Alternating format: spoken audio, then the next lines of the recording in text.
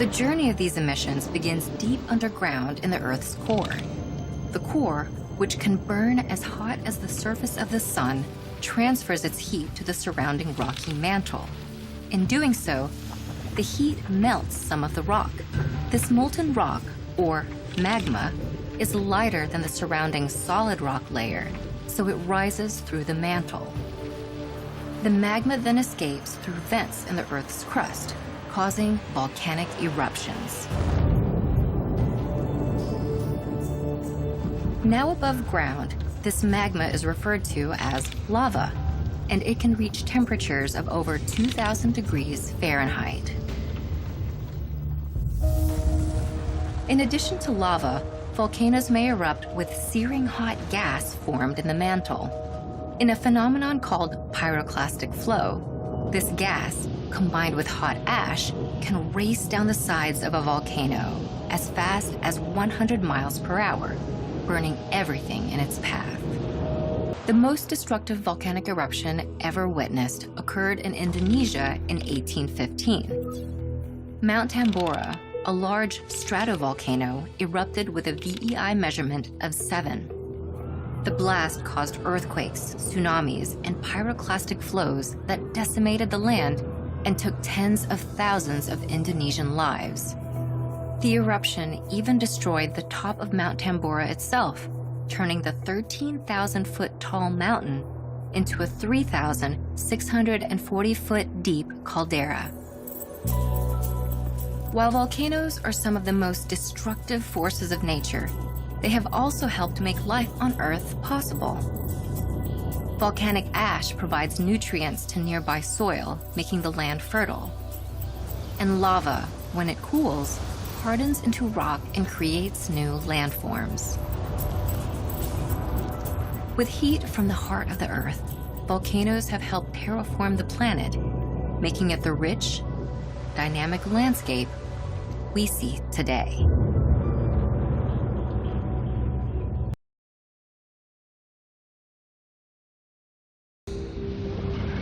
Earthquakes are the result of pressure, specifically pressure caused by extreme stress in the Earth's crust. That stress can be caused by volcanic activity or even man-made activities in certain areas.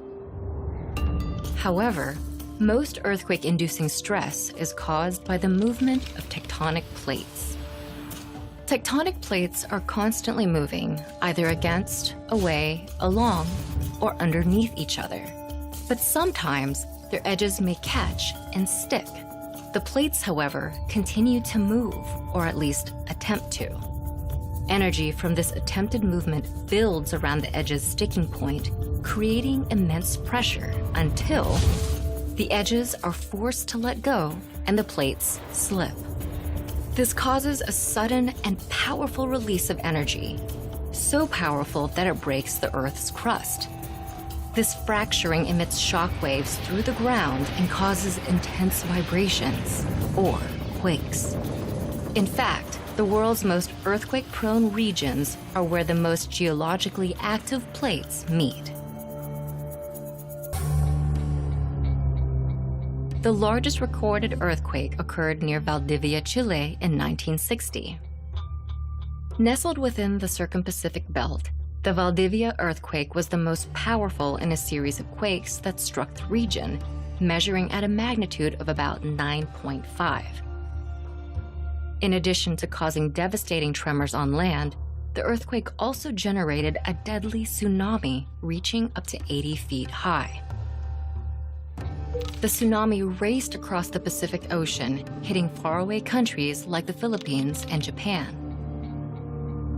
In fact, data from seismographs showed that the shock waves emitted by the Valdivia earthquake continued to shake the entire planet for days.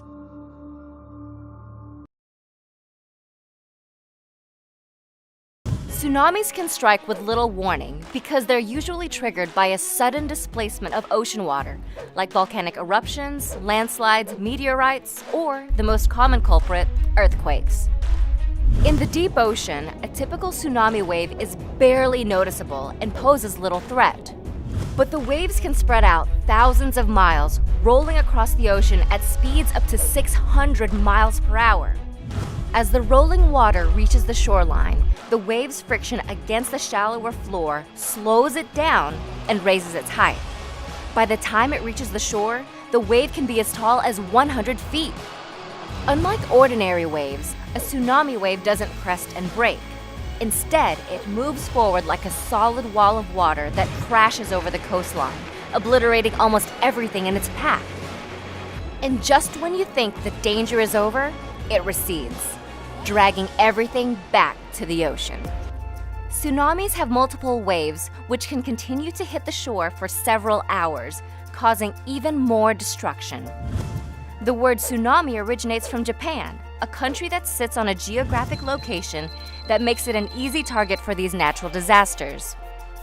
In 2011, it was struck by a tsunami that claimed nearly 16,000 lives.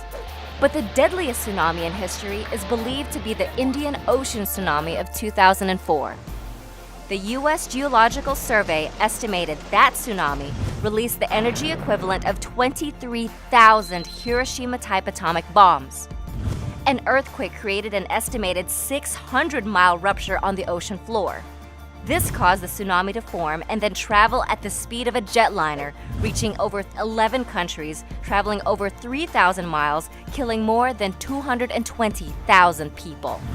Because they can strike so quickly with such deadly force, tsunami warning centers around the globe are on constant alert, monitoring underwater earthquakes large enough to trigger massive waves.